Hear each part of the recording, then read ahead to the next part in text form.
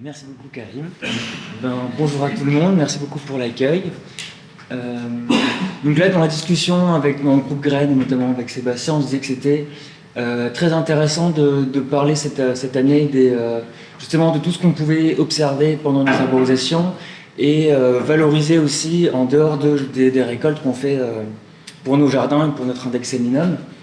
Et c'est vrai que vous le verrez, à Nantes on a quand même un très grand historique de récolte nature et d'échange de données, de recueil de données liés à des grands botanistes comme Lloyd, comme Eckhart, qui ont beaucoup travaillé sur la flore de l'Ouest. Et en fait, on a beaucoup de liens encore avec ce passé et cette historique liée aux récoltes pour index séminum et des botanistes de l'Ouest.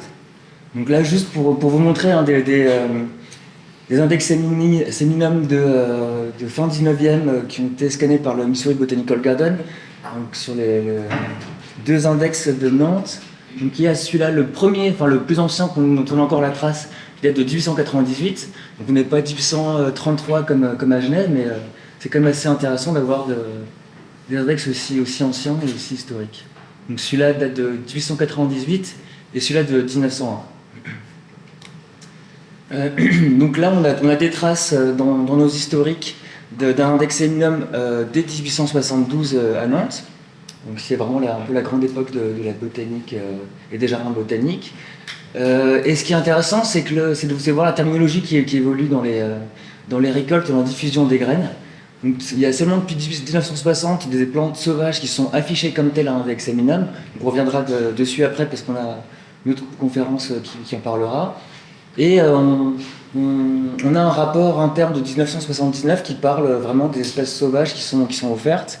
Donc on voit que ça a toujours eu une importance à Nantes. On a quand même un gros tiers, puis la moitié des plantes proposées à l'index séminum qui sont issues de récoltes nature.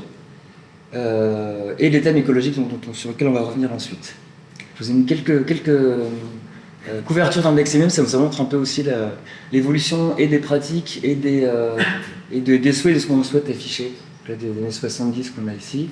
Et à l'époque, on appelait ça le service des plantations de la ville. Donc il y a un rapport interne de 1979 de André Rousseau, qui était chef d'atelier à l'époque et responsable du jardin des plantes, et qui a vraiment détaillé l'intérêt des missions d'herborisation de l'époque.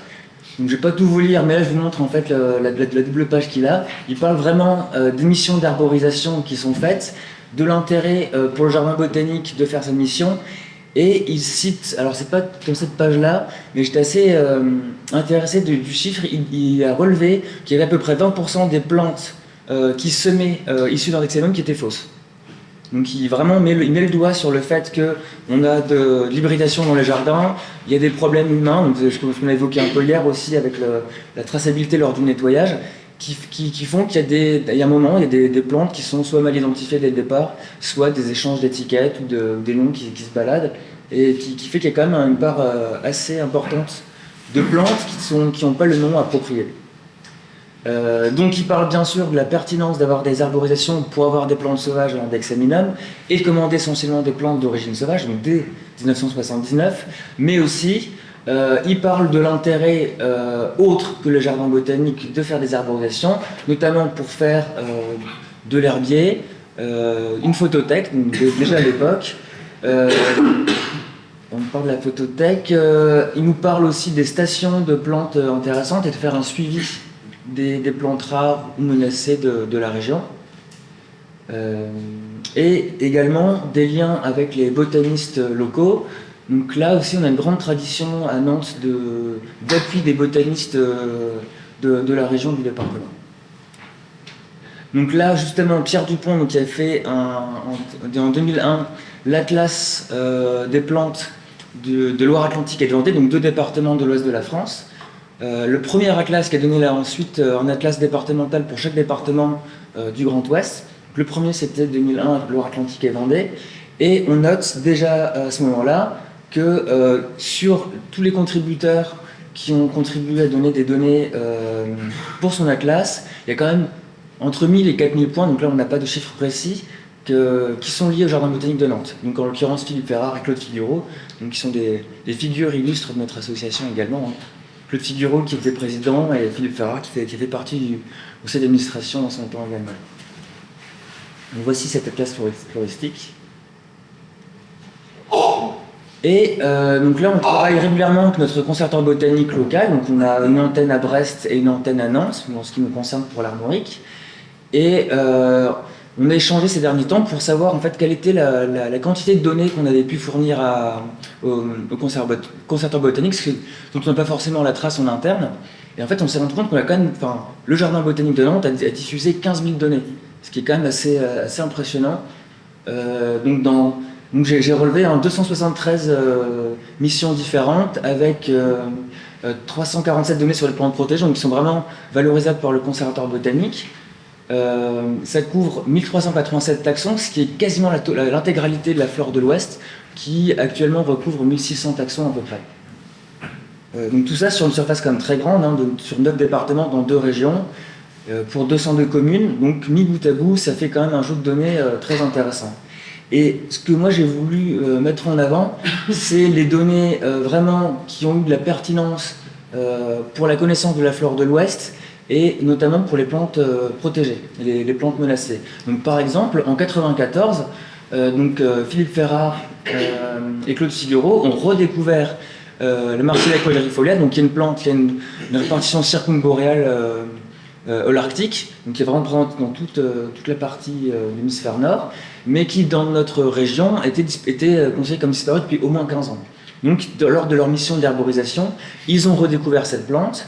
La dernière station, une redécouverte pour une station de Loire-Atlantique, qui a été mise en culture conservatoire au jardin botanique et qui a depuis été réintroduite dans plusieurs endroits pour assurer sa conservation. Il y a une revue éditée par le Conservatoire botanique de Brest qui s'appelle Les échos pour le réseau et l'inventaire de la cartographie armoricaine, ce qui donne l'acronyme ERICA. Et depuis l'origine d'ERICA, il y a une tradition de publication des données nouvelles et intéressantes. Donc on voit que les terminologies changent beaucoup en fonction des années. Et on cite systématiquement quelle découverte a été faite dans quel département, par qui, et quelle est la valeur de cette redécouverte. Et on constate que pour ainsi dire tous les ans, depuis numéro 8, on a vraiment cette édition des observations intéressantes. Et nos collègues du Jardin des Plantes, donc essentiellement Claude Figuro et Philippe Ferrat à l'époque, étaient cités pour les nouvelles stations qu'ils trouvaient. Donc ça peut être des nouvelles stations pour une plante rare, une découverte complète, ce qui est arrivé plusieurs fois. Donc là, par exemple, on voit en 2000 qu'on a Scabiosa maritima, donc qui est une espèce méditerranéenne qui était observée pour la première fois dans le département de la Loire-Atlantique. Alors, je vous ai mis des numéros qui correspondent au département. Pour les Suisses, c'est pas forcément évident. La Loire-Atlantique, c'est le département où est Nantes et correspond au numéro 44. 85, c'est la Vendée, juste au sud. Donc nous, dans notre région, on est concerné par 5 départements, 44, 85, 49, 72. On a la découverte aussi de Carex d'Avaliana. Donc c'est intéressant parce qu'on revient sur la discussion d'hier où les plantes rares en endroit peuvent être communes et ailleurs. Donc Carex d'Avaliana qui est quand même plutôt une espèce basophile qui a été redécouverte dans la Sarthe. Donc c'est un endroit qui n'est pas forcément très exploré. La Sarthe est assez peu peuplée. Donc là on a pu découvrir cette espèce-là en 2017. Et là, les dernières années, on a vu que ça s'affinait pas mal à la fois en termes d'observation et de publication. Donc là, déjà 2012, on a de nouvelles espèces, 4 nouvelles stations d'espèces à statut, donc menacées ou protégées. Et on voit aussi donc, la fameuse Carex d'Avaliana, qui est la 2e station régionale, ce qui est donc plutôt intéressant pour notre région. Et voilà, des rosas qui étaient à l'époque pas forcément trop étudiés, mais quand même on a des découvertes intéressantes pour le département du Maine-et-Loire. Et après, ce qui est intéressant, c'est que ça montre aussi des espèces dont le statut change ou dont la connaissance évolue. Par exemple, Carex agastakis, donc on l'a trouvé en 2021, qui était nouveau pour le département de la Loire-Atlantique. C'est une espèce qui existait bien avant, mais qu'on ne notait pas vu qu'elle est de circonscription récente. C'est une espèce proche de Carex pendula, dont la détermination est un peu délicate. Dans les nouveautés, on voit qu'aussi il y a Cardamine occulta, donc qui est une plante qui est venue depuis assez peu de temps finalement. C'est une espèce extrême-orientale, plutôt japonaise, extrême-orient russe, qui est commune en fait dans nos bacs de plantation, parce qu'elle vient souvent avec le terreau. Et en fait, on la trouve très facilement dans les massifs fleuris, dans les pépinières, etc. Je crois en avoir vu hier à Genève, dans les pots. Et en fait, c'est une plante qu'on confondait pendant longtemps avec Cardamine flexiosa. Donc voilà, les nouvelles connaissances permettent d'identifier des nouvelles espèces. C'est le cas aussi pour les rosiers, hein, qui étaient peu étudiés dans l'Ouest ces dernières années. Et en fait, le fait d'appliquer des clés de détermination suisses et allemandes dans l'ouest de la France a permis de mettre en évidence un certain nombre d'espèces. De la même manière, on a trouvé des taxons à valeur taxonomique peut-être légère, hein, mais Medicago lupulina varvildonoviana, qui était observé à 3 reprises dans le massif armoricain, c'était nouveau. Pour le massif armoricain, c'était une plante qui n'était pas observée et pas relevée.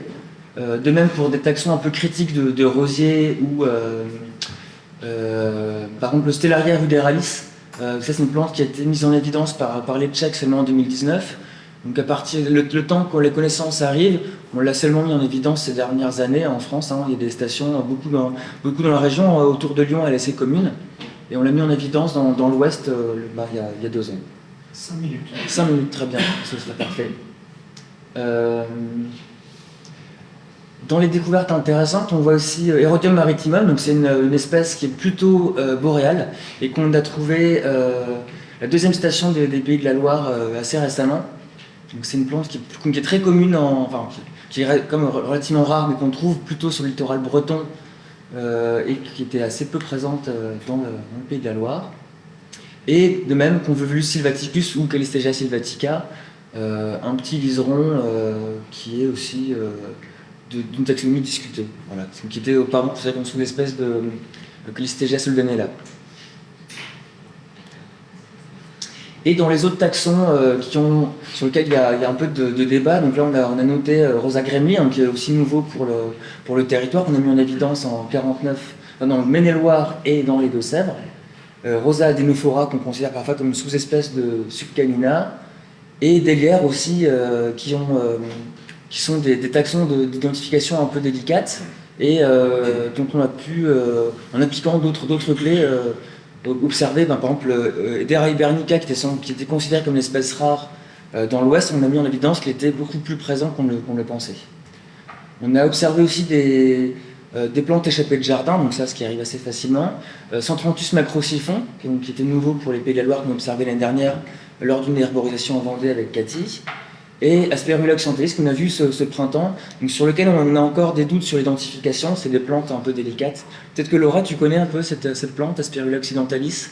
Non, ça fait partie des taxons qui sont toujours un peu compliqués à identifier. Donc ça, c'est pas publié, pas parce que c'est pas intéressant, mais aussi parce qu'on a encore des doutes sur l'identité.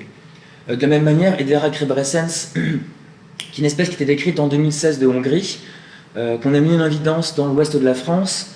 Pour être honnête, beaucoup de botanistes sont dubitatifs sur la réalité de cette espèce.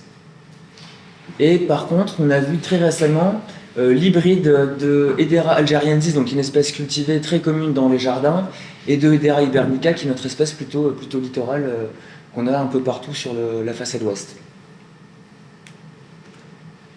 Donc, dans nos liens avec le conservatoire botanique et notamment liés aux missions d'arborisation, il y a eu plusieurs publications communes. Donc là, Philippe Ferrard avait publié avec le conservatoire botanique des travaux sur la tulipe sylvestre, donc qui est une espèce rarissime dans l'ouest de la France. Il y a eu plusieurs publications, notamment une publication dans l'Index Eminum de 2019, si je ne me trompe pas. Donc ça, vous avez pu y avoir accès. Et également dans cette revue Erika. Et cette année, on a fait une publication aussi sur justement la répartition et l'identification du genre Hedera. En l'occurrence, les 2 espèces indigènes. Et il y a une 2e publication qui va suivre sur les espèces exogènes. On peut également retrouver dans le massif armoricain. Donc je vais m'arrêter là. Il y aura peut-être des questions sur ça. J'ai mis des petits derniers index qu'on a produits. Oui, Karim. Plus une remarque qu'une question. En fait, c'est un sujet passionnant parce que là, c'est un sujet des index séminum comme source de données stationnelles. Oui. Donc c'est exceptionnel parce que nous tous, pendant toutes nos sorties, récoltes et nature, en fait, on engrange énormément de données. Maintenant, savoir comment on les valorise, se pose aussi la question évidemment des connexions avec les conservatoires botaniques. Voilà, comment on leur transmet, je ne sais pas si c'est très naturel chez chacun de transmettre les infos, les données personnelles au conservatoire, ou alors dans le cadre de la classe. Enfin, voilà. Ça, c'est un sujet intéressant aussi, qui pourrait être d'ailleurs l'objet d'une réunion en beau aussi. Oui, et d'ailleurs, en cumulant toutes les données-là, je me dis que ce serait intéressant de le valoriser en interne également, parce que c'est vrai que c'est intéressant d'en discuter avec nos collègues, mais je pense que c'est aussi quelque chose qui peut être très intéressant pour nous à faire remonter à nos tutelles. Je pense que les missions d'arborisation vont peut-être être remises en question dans diverses structures là, dans les prochains temps, parce que ça, on ne va pas se cacher, ça a un coût. L'intérêt n'est peut-être pas forcément évident pour les élus ou pour les responsables, et de mettre en évidence ça, je pense que ça peut avoir du poids aussi pour nos métiers. C'est une fois de plus une valorisation de nos métiers particuliers. Aux époques, dans certains services, des fois, on se pose la question de la pertinence, du maintien d'effectifs sur ces missions de collective. Voilà, il y a aussi une mission scientifique forte, une contribution à la science via les données stationnelles. Et les index séminum sont toujours cités dans des nouvelles observations de plantes. Souvent, le conservatoire botanique fait une évaluation de la connaissance d'une espèce et va rechercher dans un index séminum et peut retrouver des nouvelles données stationnelles. C'était le cas il n'y a pas longtemps pour Crassula vaillanti, qui était trouvé dans les 70 par Claude Figuro dans Morbihan. C'était une donnée intéressante et nouvelle aussi. Hélas disparue depuis, mais ça permettait d'avoir une traçabilité des premières et des dernières observations aussi. D'où l'importance aussi de l'archivage. Tout à fait. Avec séminum. Oui. Moi, je voudrais, pareil, souligner, pour ton intervention, souligner une petite remarque. Et effectivement, nos index séminum ont une valeur souvent insoupçonnée, même des gens qui nous composent comme nous. Et moi, je m'en suis rendu compte il y a une vingtaine d'années, on a fait de biographie, et en me rendant compte qu'en fait, notre catalogue de graines, de Nancy, était très attendu de la part de beaucoup de grands fleuristes. Hein. Donc, par exemple, nous, on était très concernés par le territoire couvert par la nouvelle flore de Belgique et des pays limitrophes, qui étaient pilotés par Jacques Lambinon. Et Jacques Lambinon attendait avec impatience notre index séminum chaque année, parce qu'il savait qu'il y avait des données intéressantes, voire nouvelles pour le territoire de la flore. Et ce qui a valu plusieurs publications faites avec mes prédécesseurs, que ce soit Jean-Paul Ferry ou Jean, sur des données nouvelles qui étaient présentes dans l'index et qui ont attiré l'attention. Et ces grands botanistes, nous on était un peu de l'école de ces professionnels, que ce soit Jean Champignon, Horace Michel, Jean mes parents, des grands botanistes européens, attendaient avec impatience notre index pour pouvoir en analyser les données et pouvoir justement les intégrer dans ces atlas, et les atlas dans la chorologie d'un territoire. Et autre remarque aussi, il ne faut pas aussi sous-estimer effectivement nos compétences à nous, jardiniers botanistes. Nous avons une connaissance précise des plantes cultivées. Et de plus en plus, dans la nature, on retrouve des plantes naturalisées issues du jardin qui déroutent les botanistes. Encore récemment, c'est toi après, de toute façon. Ah oui. Sarah, oui. Est-ce que vous avez souvent des demandes qui viennent d'universités ou de biologistes ou même de population qui viennent vous demander des graines et des données qui vont avec? Ou est-ce que c'est encore assez séparé et quand ils veulent faire des expériences et qu'ils ont besoin de matériel, est-ce qu'ils pensent, est-ce que vous avez beaucoup de demandes? On en a pas beaucoup. Pour moi, c'est assez anecdotique, l'ordre de 4 ou 5 par an, je dirais, Cathy. Ouais, c'est ça. Hein. On en a effectivement, c'est assez anecdotique. On a bien sûr les demandes du BJCI qui nous parviennent aussi. Beaucoup de scientifiques passent par le BJCI pour avoir des échantillons. Mais sur les demandes de graines, ça arrive, mais pas tant que ça. Par contre, on a... Oui, pardon, vas-y. On a régulièrement des sollicitations du conservatoire botanique, par contre. Ok. Oui. Et juste en toute petite conclusion, pour moi, l'index séminum, l'index séminum a une valeur de publication scientifique.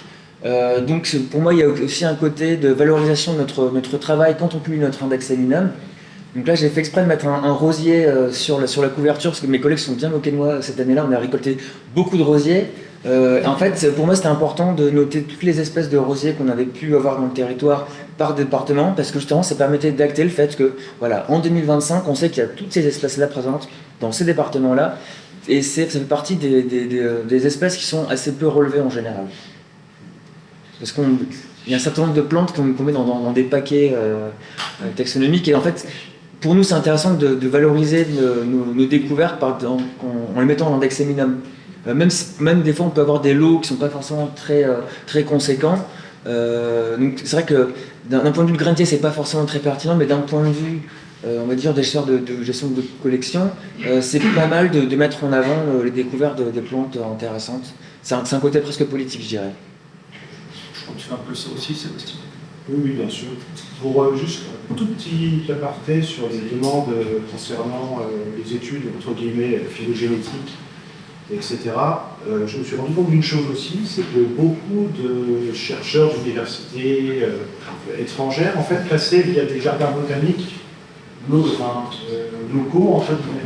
Donc, en fait, les demandes n'étaient pas forcément explicites, c'est-à-dire que, voilà, ça va être un jardin botanique de Prague et qui va nous commander des plantes, mais en fait, c'est sur la demande d'un chercheur. Et ce qui fait que moi, souvent, je vais à la chasse un petit peu dans une veille scientifique sur des publics, notamment sur une quarantaine de périodiques nationaux et internationaux qui traitent de ça. Et je me rends compte qu'on a des données, je me dis, ah tiens, c'est une récolte qui a été utilisée pour une étude phylogénétique sur le genre alimentaire. Non, mais c'est vrai que les remerciements vont au jardin qui a commandé la graine et pas forcément le jardin qui l'a donné.